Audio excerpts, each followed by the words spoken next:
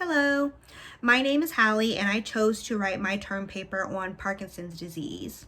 I wanted to write about Parkinson's because I recently lost an aunt to Parkinson's, and it was something that greatly affected me as well as the rest of my family because we took care of her and we had to watch her deteriorate from the disease.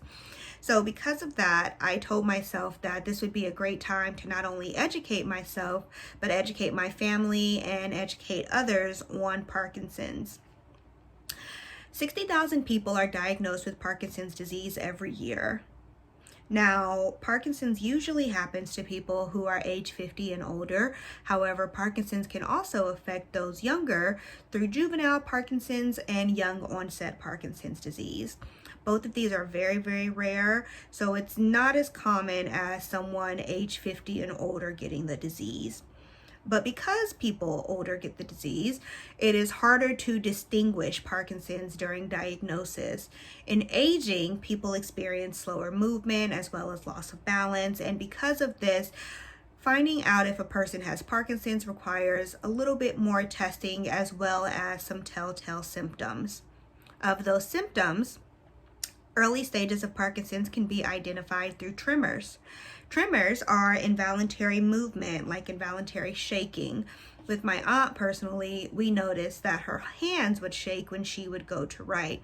Not too hard, just a slight shake, but it was something that definitely caught our eye, and that's actually one of the earliest signs of Parkinson's for people, tremors. I learned that Parkinson's has 5 stages, stage 1 being the most merciful and stage 5 being the most destructive. And during stage 1, people can experience different symptoms that are non-motor, such as excessive sweating, weight loss, vision problems, sleep disorders, as well as mood disorders. During stage 2 of Parkinson's, delayed facial expressions come into play as well as stiffness. Feeling stiff when you go to reach for something, when you go to stand up from a chair, or when you go to crawl out of bed. Your body starts to feel a little bit tighter. Now, during stage 1 and stage 2, it's common for people to go through them and not even know that they're dealing with them. You could associate it with a long day, whatever activities you had done in the day, as well as, all types of things, your diet, your stress, things like that. However, during stage 3 is when you get to like the peak of the mountain before everything goes down. During stage 3 is when people start to experience slower movement as well as loss of balance and falling. At this time, it's a little bit of a challenge to do daily activities, but you're still manageable. During stage 4, however, is when things start to progressively get worse. Loss of balance gets a little harder, as well as falls, as well as slow movement. It is recommended that people with Parkinson's experiencing stage 3 to stage 4 get a cane to help with walking to try to reduce some of the falling. However, it's also recommended that they should bring in someone to just help with daily activities. Stage 5, the worst stage of Parkinson's, is when all of these symptoms are heightened and you can no longer stand up by yourself without the need to fall down.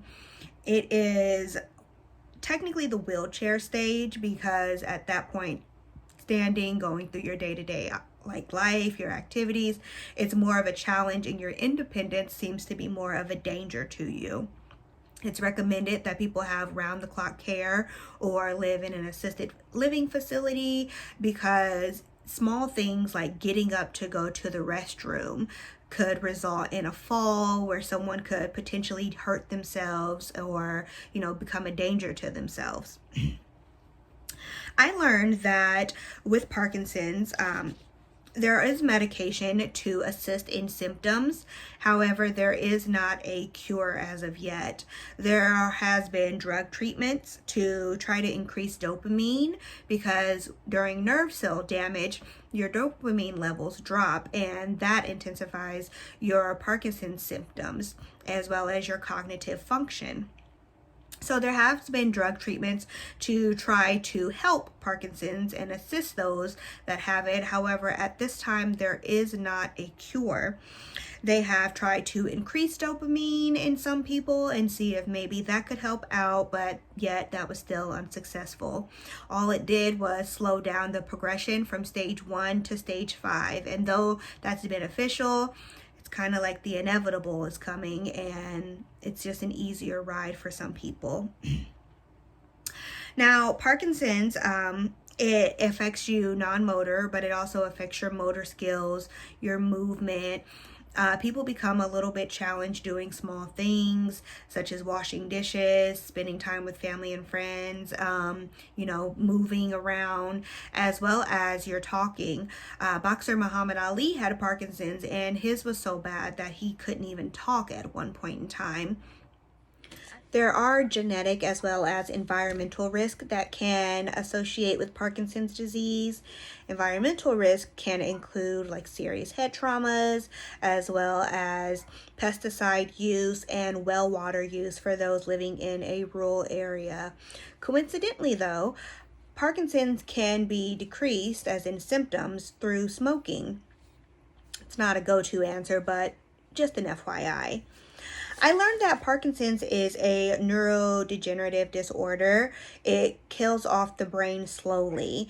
In the brain, people who experience Parkinson's have a decrease in volume in their brain, and that leads to adjustments of their cognitive function and can also have them more prone to other brain disorders such as dementia. Dementia has been accompanied with Parkinson's during stage 5. Parkinson's has been known to change the volume of gray matter in the prefrontal lobe, as well as the frontal lobe thalamus, the cerebellum, and the hypothalamus.